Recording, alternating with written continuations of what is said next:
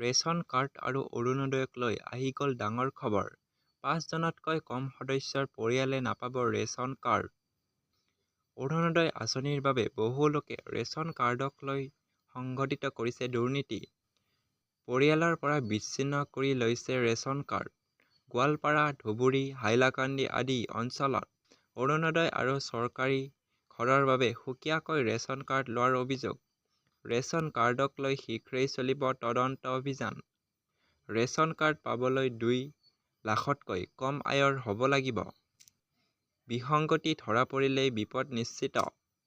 পুনৰ দিল্লী কঁপাবলৈ সাজু হৈছে সহস্ৰাধিক কৃষক। তীব্ৰ যান-জঁট আৰু ভাৰতীয় কিষাণ পৰিষদকে ধৰি বহু কৃষক সংগঠনে নতুন কৃষি আইনৰ অধীনত ন্যায্য ক্ষতিপূৰণ আৰু সুবিধাৰ দাবীত প্ৰতিবাদ সাব্যস্ত কৰিছে।